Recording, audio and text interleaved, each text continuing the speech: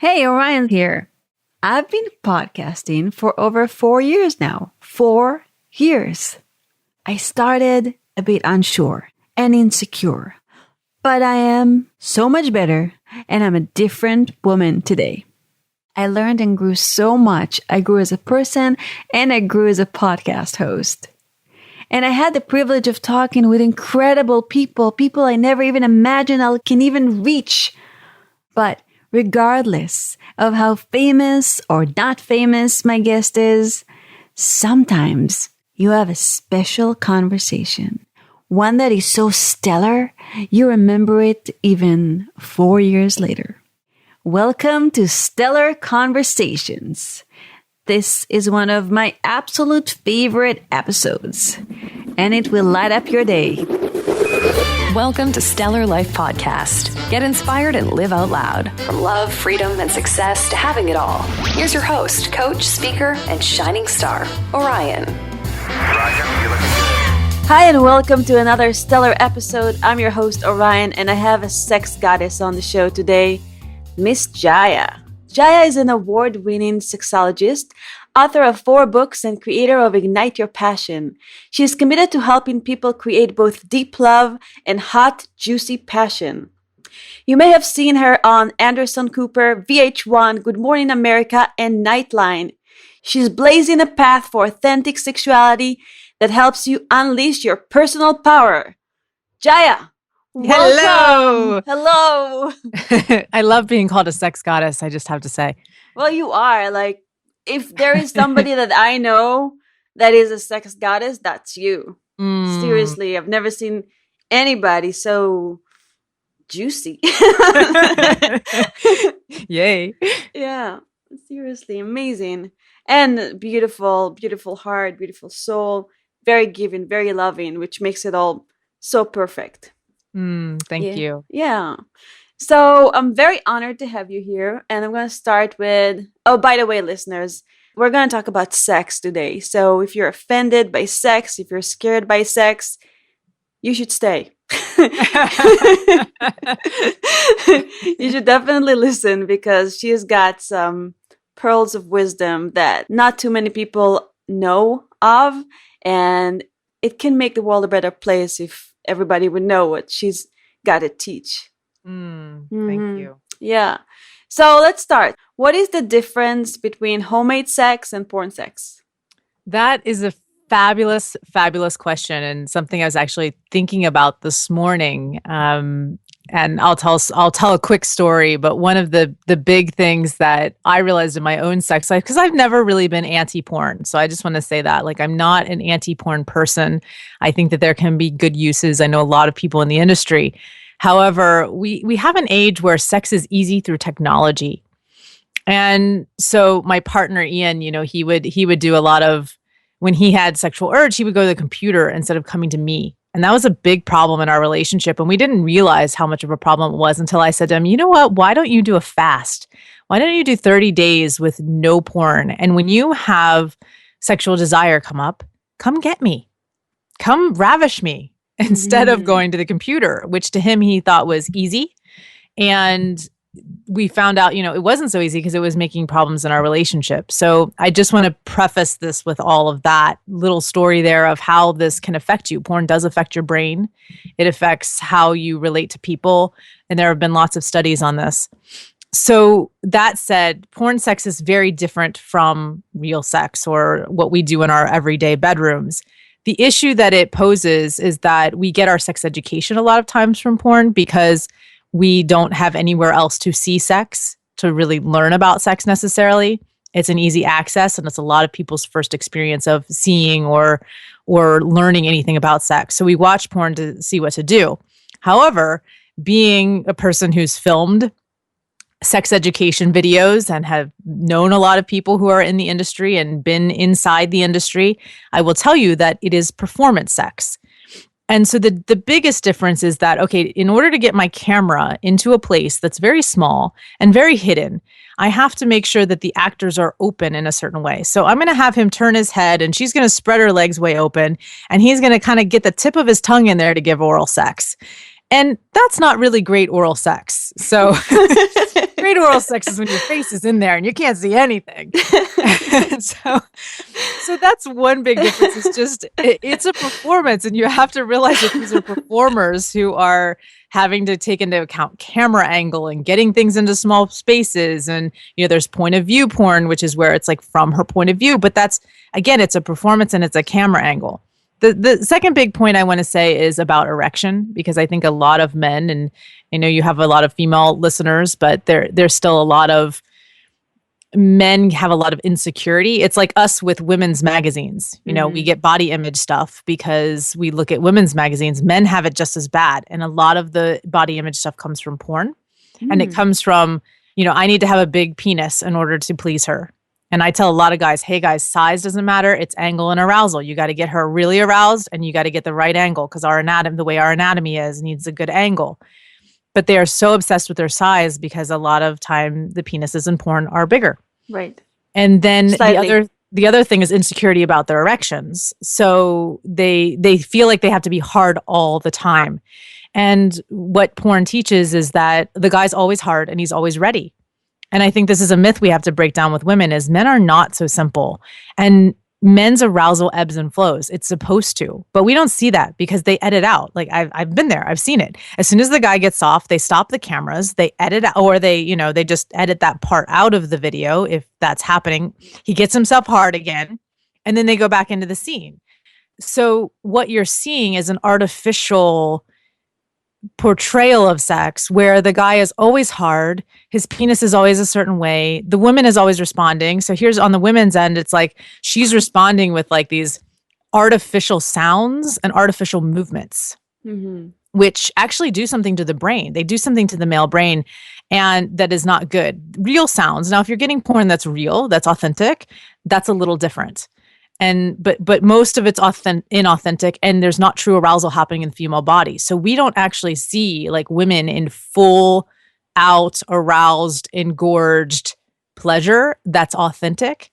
And that's hurting us. That is not real sex. And so when a woman, well, I would say the majority of bedrooms around the world are not getting aroused in full engorgement and like having that experience. So we have to get that into our bedrooms, and I'd love to see it in our erotica that we're watching, because so many people are learning from it. So those are a couple differences there, but I could go on about this topic. This could be the whole show. Yeah. I mean, I think this show should be for at least a month long, just to get a little bit of your knowledge. But but moving on. I saw a slightly disturbing but really hilarious viral video on Facebook, and it was a little parrot that was exposed to porn. Oh. And it was about 5 minutes of the parrot doing noises like and actually doing grinding movements. So I'm like, oh, poor parrot. I mean, if it affects a little animal like that, it can affect Wow, so that was real. It wasn't like a cartoon parrot. No, it was a real parrot. Wow, it was crazy. I'm gonna send you that video. It's gonna be in the show notes. Wow, that's really interesting. And then there you go. Then we have 76% of women fake orgasm and pleasure. And this does us a huge disservice. We're faking it and taking it instead of really giving feedback to the men. Ladies, these men want your feedback. And I know we're so afraid of criticizing them, but we can do it in a way that really feeds them, and doing it in a way that like, oh my God, that was so hot. If you really praise them and then you give them a request, and I would get so wet if you speak to them and like speak to them from a place of arousal and not a place of like mother nag, and you're gonna get what you want. So they want our feedback. They want to know how to please us. They just want to make us happy. I mean, they really, really do, the majority of them. And so, and I've polled men. So I know this is like research here that I've polled all these men, and they literally almost every one of them says, I just want to make her happy. I want to make her happier. I want to satisfy her. They want to satisfy us. And so we have to start giving them honest feedback. And, sometimes they'll resist. The guys don't want to hear like you suck in bed. Don't say that to them. And sometimes they'll resist. They'll be like, well, all my other girlfriends were fine. Well, yeah, because 76% of women fake it, and they make porn noises because they think that that's what they're supposed to do. Or they lay there just completely like shut off and dead and just sort of like can't wait to like is over with. And that's not the way to do it either. We have to start communicating. Can you give a little bit of example on how to communicate? Like what's a bad communication versus what's a good communication? Yeah, bad communication is you're doing it wrong. Ouch, that hurts. Stop. That's bad communication. Or, just do it harder. Or just like I tell you all the time to do it softer. Why are you not going slower? Like I've told you 1,000 times to use lubricant. Those are not ways to create more connection. Those are really and this is what I see happen every day in my office. And, you start bringing up stuff from the past. Those are not good ways to communicate. Right. The best way to communicate is to communicate with what we call the praise, carrot, praise cycle. And so what we do here is we first praise. So we give what is right. And even if nothing's right and he's just touching you, that's what's right. Or it's like we're spending intimate time together and that's what's right. You can always find something that's right. Right. So start there. Gosh, I love that you're touching me. I love that we're spending this time together. Mm-hmm. Then the easiest thing is to, instead of giving him a carrot, give him a request. And I'll talk about the carrot in a bit, but I want to give a really simple version of this first. So the request is, and I would love it if you did that 100% slower. Slower. Oh my God, that's so good. So now you do the praise again. When he gets it slower, you praise him. Oh my God, that's so good. Thank you so much for going that slow. That's exactly what I want. That makes me so happy. Tell him what it provides for you. That's providing me tingles all down my arms. It's really turning me on. Whatever it's giving you, men really want to hear that they're helping and they're providing. Okay.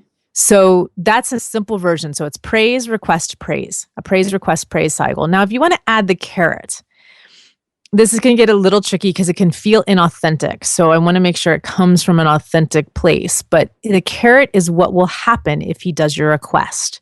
So you praise him. Oh my gosh, I'm so glad that we're touching and we're here together. And this is really amazing.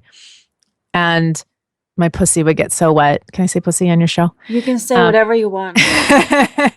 And I would get so wet if, so there's your carrot. I would get so wet if, I would want you inside me if, I would feel so connected to you if. You want to speak in his language, and this goes into something deeper, which we can talk about, which are blueprints. So you actually speak to whatever his blueprint is. Mm-hmm.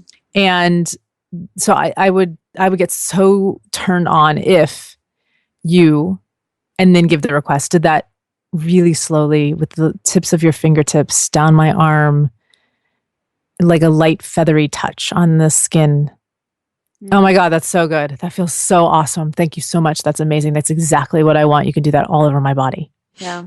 And I don't think that guys will think it's fake most of the time because, I mean, if women fake orgasms and they believe it, why wouldn't they believe? Exactly. Yeah, I mean, even your vocal tone is a way of communicating. Your body language is a way of communicating. So what are you communicating? If you, like when I started doing that, like, oh my God, it feels so good. I got more breath in my voice. You can add more melody to your voice. Oh my God, that feels so good. So that you're not just like, that feels good. Thanks. I mean, that's great. Awesome. That's great. Do that slower. It's also your tone and the energy, make the words come from your genitals, make the words come from your heart. And then you've got a much deeper level of communication that he really feels. Right. I took some voice lessons and actually some of the tones do come from the genitals. I mean, they actually told you, sing from there. I had a voice teacher. His name was Master Bates. It was perfect. Well, that's another story. Interesting. Yes. Get us breathing out of our anuses while we sang. It was fun. Oh, wow. Let's talk about blueprints. That was a revelation for me and actually gave me so much freedom and relief just to know them. The sexual blueprints is something that you came up with, right? Yeah. So I had many years working with clients one-on-one in my office, and I have a specialized license because I'm a somatic sexologist. So what that means is that I get to do much more hands-on work. Mm-hmm. And so spending a lot of time with bodies, I started noticing these different arousal or erotic types appearing over time. And people always wanted to know, what type am I? And that became this big piece of my business, is people just coming to me going, what type am I? Like, my friend came and now I want to know, So I sort of became like this, figuring out someone's erotic type so that they could get more sexual satisfaction and arousal happening. And I noticed 4 types right off the bat. Like, these first 4 were really easy, or actually 3 types right off the bat. So the first 3 were really easy. And then 2 came a little bit later in my practice, as I was like, this person's an anomaly. This person's kind of an outlier. And noticed, oh, wow, okay, there's 2 other types that I'm not taking into account here. And so the 2 latter ones came later. Would you like me to run through them, and maybe people can figure out what their type is as they're listening? Let's do it. All right. So the first one is energetic. And I'm going to give you the very Cliff Notes version of this. So just know it's a much deeper system. But the energetic is turned on by arousal, tease, anticipation, and space. If they were a language, they would be like a beautiful Japanese or a Chinese, like a calligraphy, just gorgeous, flowing, just lots of energy and heart to them. They're very turned on by light touch, slow touch, feeling very safe. Things like tantric sex or Taoist sexuality. They're going to get more into sacred sexuality. They're going to want this beautiful sacred space in their sexual expression. Their shadow or problem area is that they oftentimes get a little short-circuited because they're very, very sensitive. So I get a lot of energetics that say, I can't feel anything. And it's because they've numbed out due to being just oversensitive. If you go to their clitoris or you go to penetration too quick, too fast, they short circuit, they shut off, they're done. They're kind of faking it and taking it and laying there wishing it was over. So that's a problem side of the energetic. Another problem is getting hierarchical, meaning, and I was there, boy, I'm an energetic. So my deep core is energetic.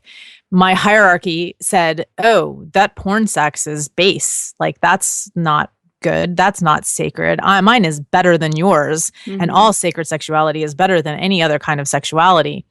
And so there's this I'm better than you kind of high horse thing that can go on with a energetic. Right. Okay, then the next one is sensual. And the sensual is turned on by all of their senses being ignited. So taste, smells, beauty. Like, they really want beauty, and they bring beauty into a sensual, sexual space. They're positives in the way that they're fed. They love, candles, romance, music, bathtub time, massage, full body touch. Their shadow side, stuck in their head, can't get into their body. Their mind is running, their monkey mind is running 100 miles an hour, and they need to have toggles. So things that can help them transition into sexual time. They need to relax in order to have sex. The next type is the sexual. And the sexual is turned on plain by sex. They love penetration. They love nudity. They love just having fun in bed. And that's one of the great things about them, is that they're really fun in bed. So whereas an energetic is like a beautiful Japanese, a sensual is like a French, the sexual is like in an American English. They're pretty simple.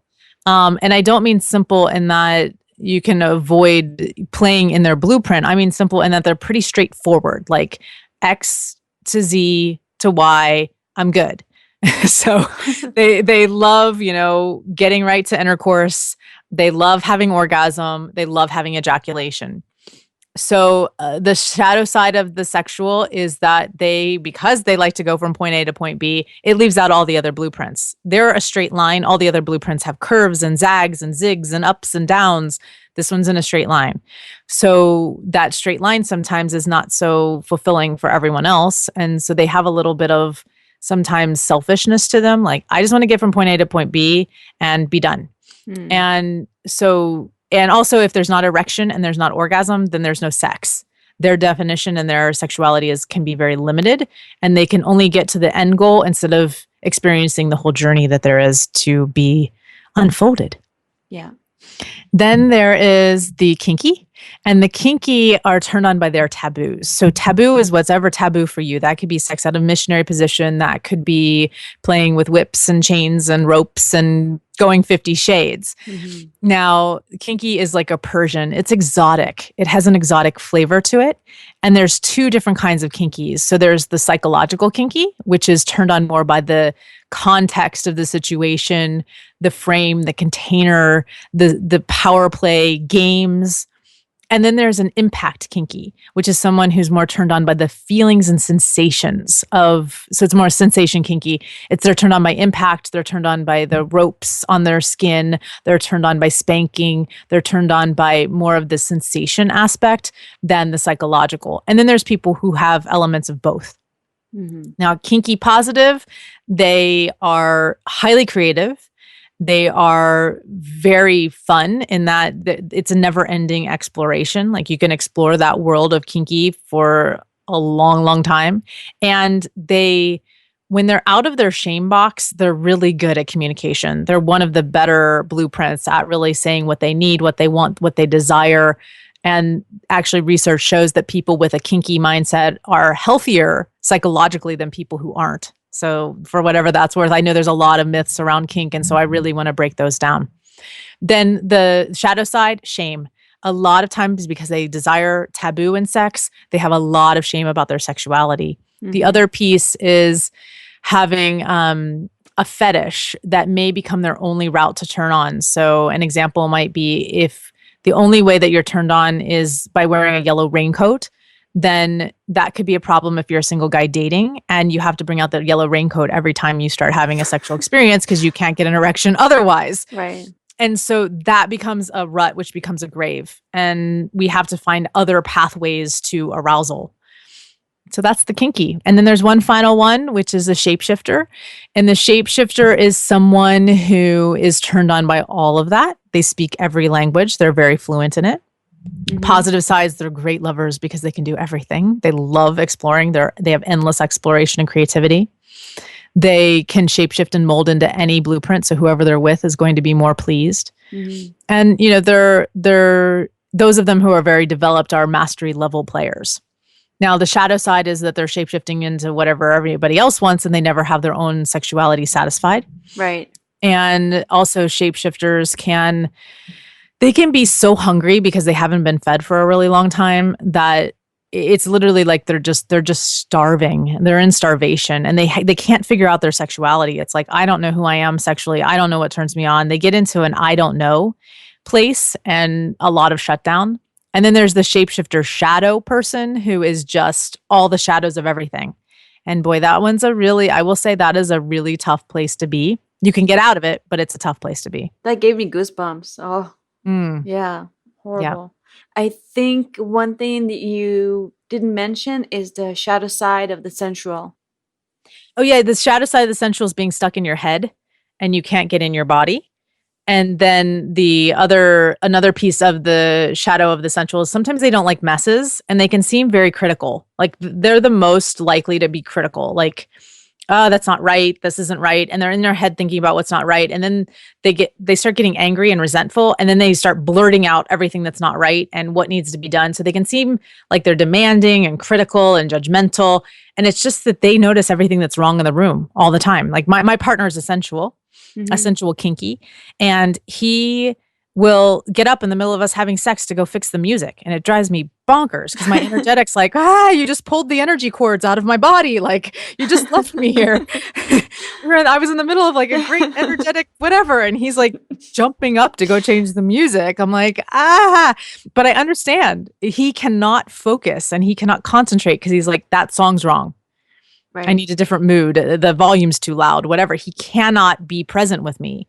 And so I realized that in order for him to be able to really be with me, which is what ultimately I want as an energetic, I want his full presence and there with me and his full attention on me, his jumping up and fixing the music is just going to help our sexual experience, even though if I hadn't understood his blueprint, I'd be mad at him. Like, what the hell are you doing? Yeah.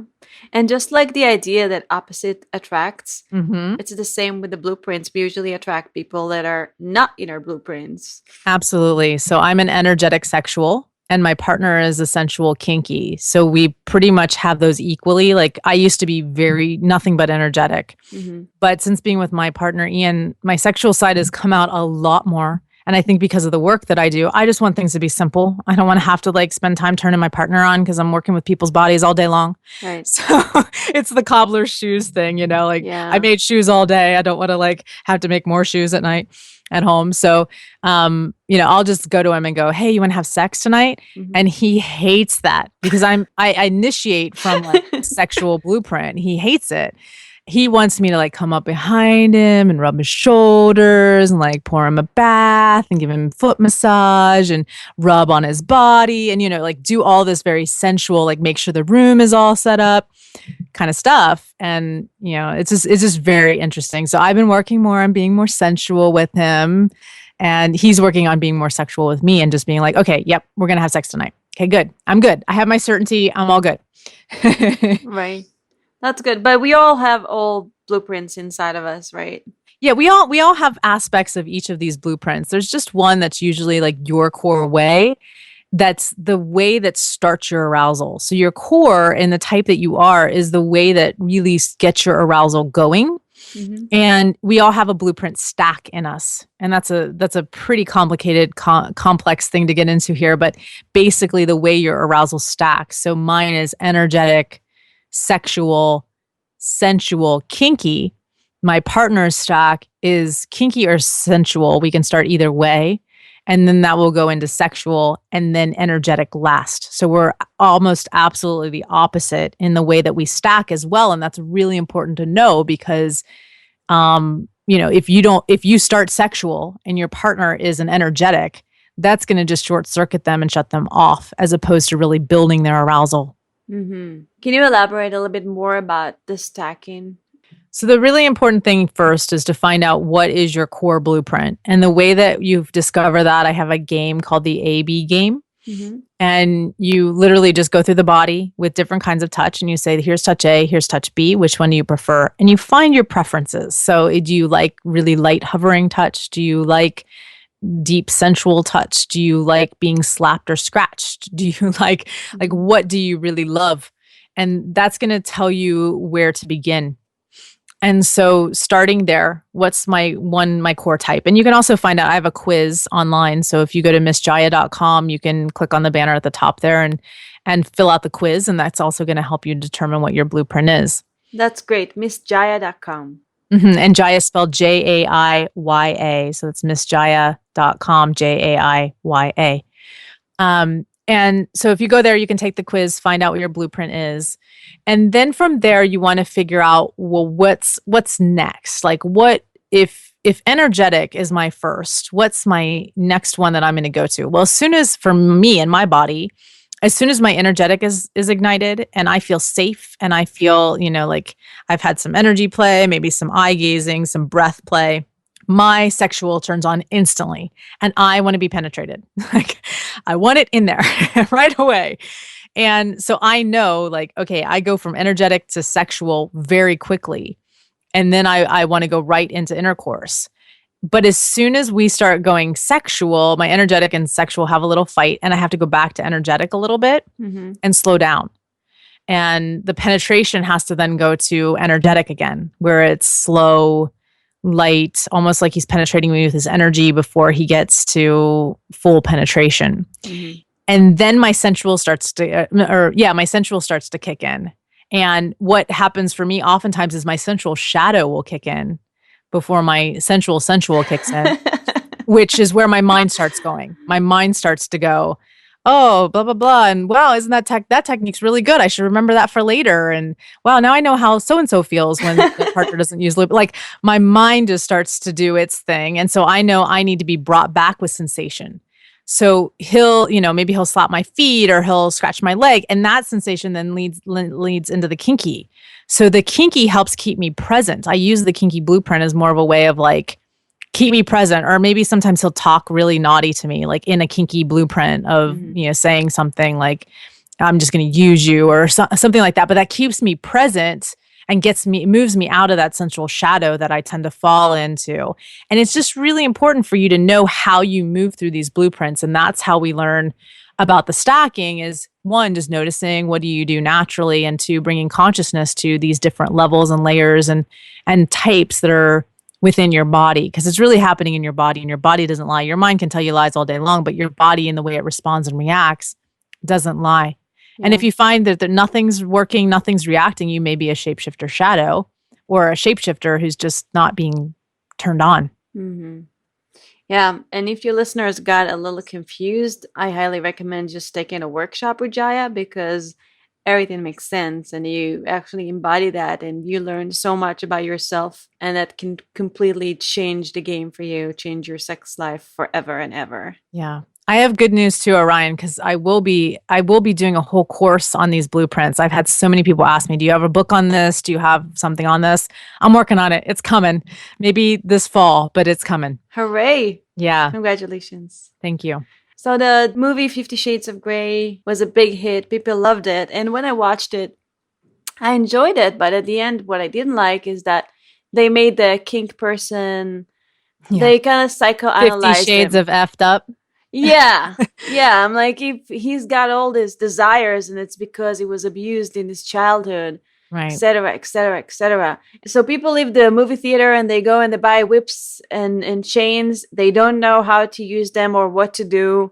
And they end up hurting each other. And they also leave with something is fucked up with me because I like kink. Yeah. Mm-hmm. Mm-hmm. Yeah. Yeah, I mean, it's a huge myth that something has, and that's my big peeve about it as well. And if you read all 3 books, it's also a big peeve that she changes him in the end. You know, he's like eating popsicles in the sun with their kids. I'm sorry, I just gave the book away. Spoiler alert. You know, and I really, you know, it just, those were things that bothered me. And there's just a lot about 50 Shades I could break down. But the big thing I'd say is the research leads to nobody's messed up if they like kink. They actually took it out of the psychology, you know, illnesses and the manual there. They no longer treat it as an illness.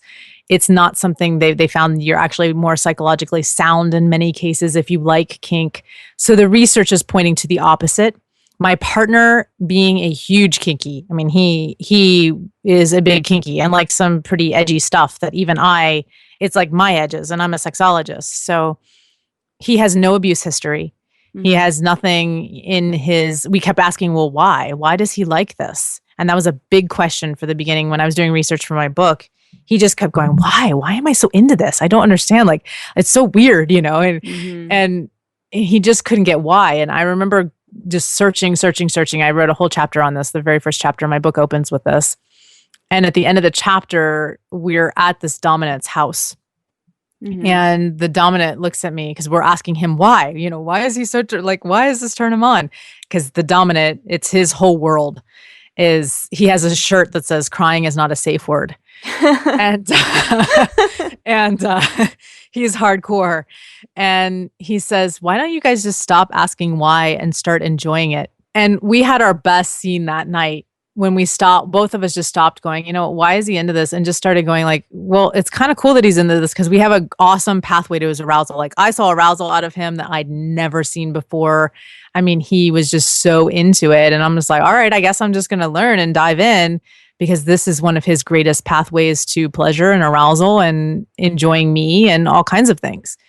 And we just stopped asking why and started accepting that this is okay and this is pleasurable and let's get some education around it. Because even as a sexologist, it was an area I didn't have a lot of education about when my publisher asked me to write a book on it.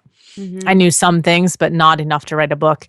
And so I started studying with all these dominatrixes and dominants and playing in the world and learning everything I could. And safety is a big, big thing. And they didn't really go into safety in 50 Shades, of course. And so people just go get some handcuffs and think they know what they're doing because they saw 50 Shades. It's like porn, you know, it's like, okay, I watched the porn. Now I know how to give oral sex. And I'm turning my head to the side and forcing her legs open all wide and, you know, expecting her to do what the girls in porn do. And it's not working. And I wonder what's wrong. And it's because you can't do what you see in movies. You've got to go get an education.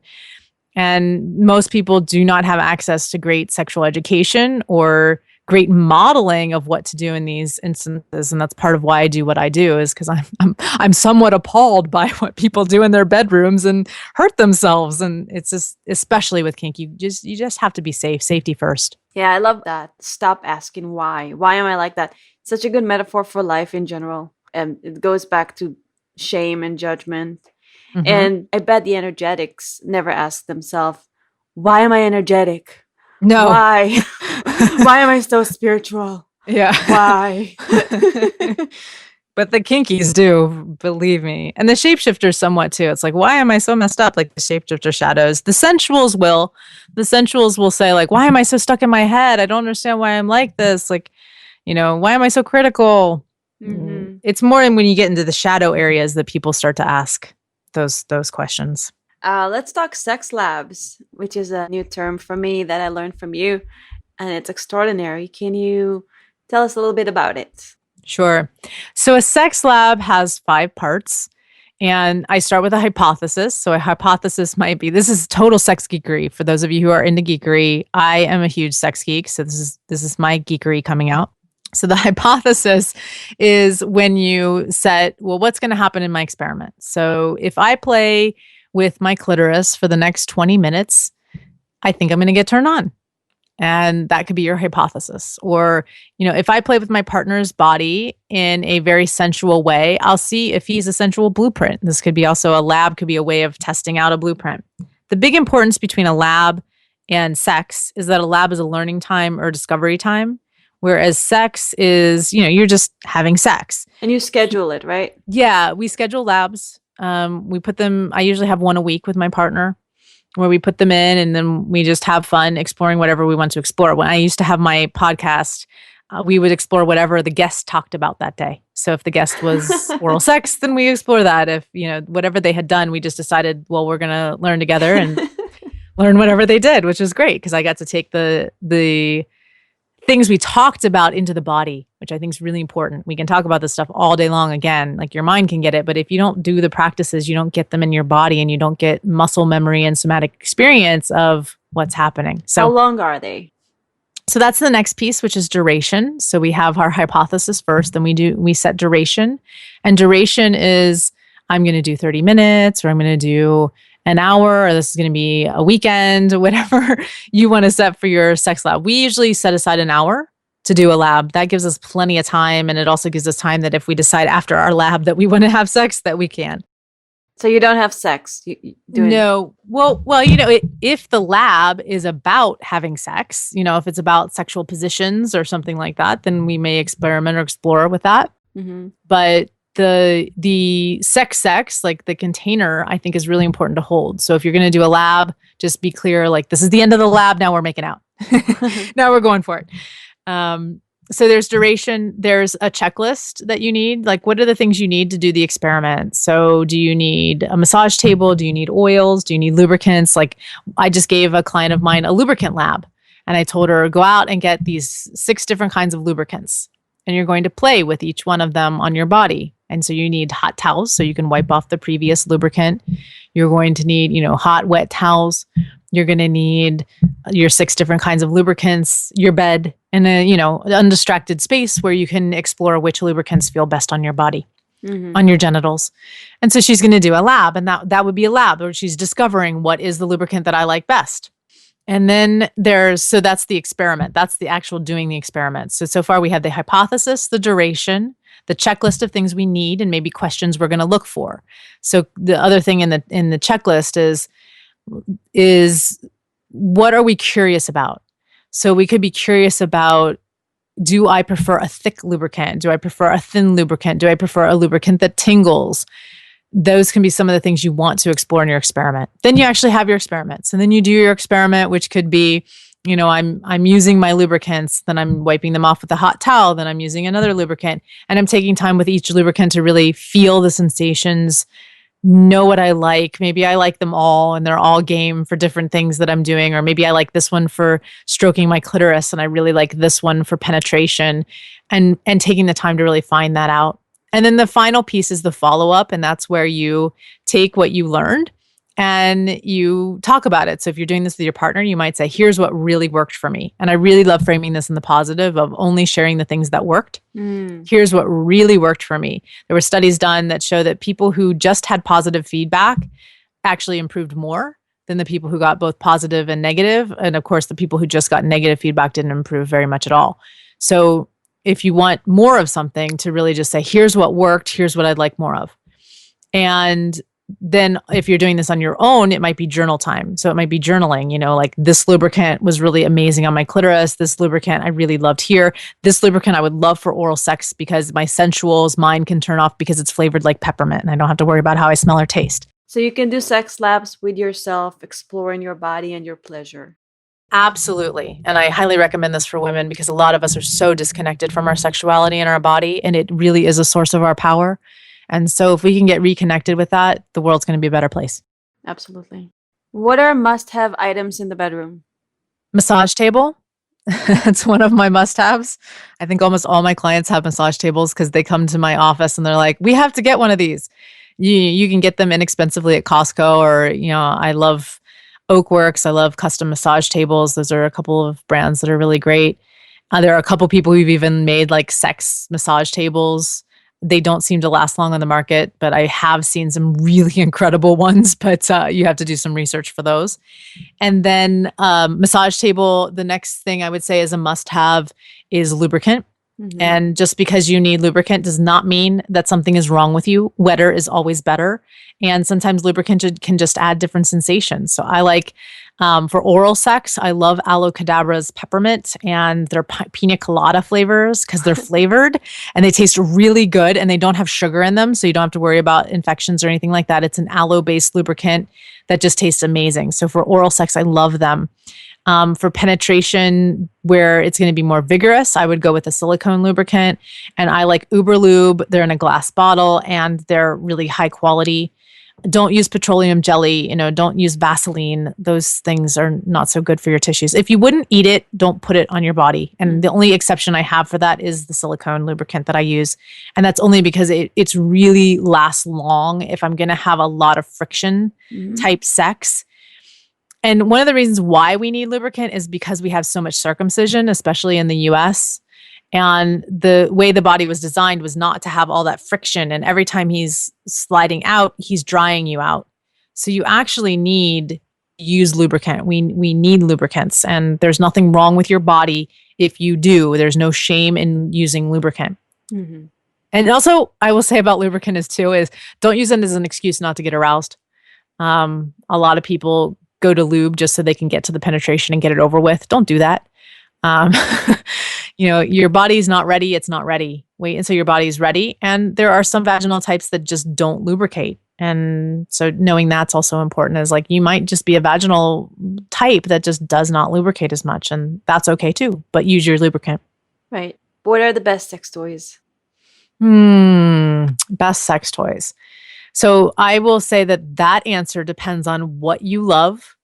I would do a lab on your own body because I can say what the best sex toys are for me. Right. But the lab on your own body is going to give you more information about what you love. I will tell you what my clients love. And, because I get to work with people's bodies. So I know what people are loving. Energetics tend to love feathers as sex toys. They tend to like yoni eggs. So like the rose quartz. My friend Ray Stubbs has a whispered crystal rose quartz yoni egg. And, they're my favorite. I love using stones and crystals and the energy from the crystals. Like I can have orgasms just from putting an egg, like a jade egg or a rose quartz egg or something like that inside of me and just squeezing around it. Amazing. Phenomenal. Like that's probably one of my favorite things. But again, I'm an energetic and I'm going to go for things that give me less stimulation and are more energetic in stimulation. Like a crystal is more energetic in stimulation and not something that's vibrating. It's going to oversensitize me. Now, another thing energetics really, really love is anything kind of natural. So if you could think about like running a flower over the skin, like flower petals, something like that's nature elements are going to be better sex toys. Stone, wood, I love wood. Knob Essence is one of my favorite companies. Glass. Those are going to maybe be more stimulating. Sensuals, best sex toys are going to be sensation items. So this could be food. A banana could be like an amazing sex toy, just putting a banana in their mouth and the smell of it and the taste of it. Strawberries with chocolate. Feathers, fur usually is a big winner. I have a fur flogger by Firebird Floggers that I love. They're hard to get a hold of because she hand makes all of them, but she's on Etsy, Firebird Floggers. Furry blankets, soft bathtubs, rose petals, essential oils. These are all going to be more sex toys for them. And sensuals can get into vibrators. Oh, a vibrator that does work for an energetic, I will say this, is the Revel Body. And the reason why this one works, and sensuals really love this one as well, is that it is sonic waves and not a vibrator. So it's like a Sonicare toothbrush. I don't know if any of you have ever used a Sonicare toothbrush, but it's sonic. So it literally is sonic, which doesn't necessarily desensitize an energetic like, say, a regular vibrator would. And so this one's pretty cool because you can also put it in the bathtub, like a sensual can put it in the bathtub and it creates suction on one end. So you could do like a sucking sensation, you can do a thumping sensation, and it vibrates to the frequency of Om. So that's another thing that the energetics really love is that it literally is an Om frequency. Like when you chant Om, it's vibrating to that pulse and that frequency. So pretty cool stuff. Right. And what are the best foods that helps you get more turned on and ignite your passion? Wow. So food I could go into for this, again, could be like a whole show. I know. And we only have a few minutes left. Really? Wow. It's going so fast. So quick rundown of my favorite aphrodisiac foods. I'm on an aphrodisiac diet. So I will say aphrodisiac foods are amazing. Oh boy. I have to pick some. Blue-green algae. Awesome. Cacao, and I'm not talking like chocolate with a bunch of sugar. I would avoid sugar by like the plague. It lowers testosterone. It is not good for your sex life. But like raw cacao powder. Lately, one of the things I've been loving making is acai bowls. And so I'll do an acai bowl with mucuna, cacao powder, bee pollen, blue-green algae, like throw all that in. Blue-green algae sounds like gross, but I promise you it's not gross. Like it is really awesome for your sex life. I love Hushu Wu, which is a Chinese tonic herb. Oh boy. I would say, chocolate's up there as one of the top ones. Coconut oil. Like if you can get some really good MCT oil, like a bulletproof, brain on, things that are good for your brain are good for your sex life. I will add that. So any foods that are red foods, because they're high in nitric oxide, which is how Viagra works. So, kale is also high in nitric oxide, but like pomegranate, hawthorn berry, those are all things that are high in nitric oxide. Those are going to be good as well. Magnesium, make sure you're getting a lot of magnesium, which is one of the reasons why chocolate's good because it's really high in magnesium. So magnesium and zinc for guys, those are really good. Oh, women, my favorite food for women is kobacha squash. Those are little green pumpkins that you get in like a Whole Foods, but they're kobacha squash and they help with your hormones, your sex hormones. I eat this stuff like I would eat it every day. I eat like half a squash a day. I'm addicted to kobacha squash. I love them. Yeah, we definitely need to have a show about that. What's your biggest dream? My biggest dream is that sexuality around the world, this is everywhere, is celebrated and cultivated instead of shamed, wrong, and seen as something that's bad for us. Because we're all a product of sex, and if we see sex as bad, then we must inherently be bad. And if we change the shift in our culture to something that's good and powerful, then we become good and powerful. Right. So you inspired a lot of people today, including myself. Thank you so much. Where can they get more of you, learn more about you? Great. I have a class. If anybody wants to go online, it's a free class, missjaiya.com/ignite. So that's MISSJAIYA/ignite. If you go there, there's a class on the blueprints and also just some other ways to build passion. Thank you so much. I really appreciate you. Thank you so much for having me on. You are beautiful and amazing and juicy yourself. Thanks. Yeah, and thank you, my beautiful listeners. Go out there, have juicy, happy, sexy times. and have a stellar life. I'll talk to you next time. Bye-bye. Thank you for joining me on my mission to light people up and change lives around the world. I hope today's conversation inspires you to step up, go after the life of your dreams, and be who you want to be. If you enjoyed this episode, make sure to go to stellarlifepodcast.com for show notes, transcripts, and other cool stuff. And please subscribe, review, and help spread the word by sharing us on Facebook and Twitter. Have a lovely day, and I'll catch you on the next episode.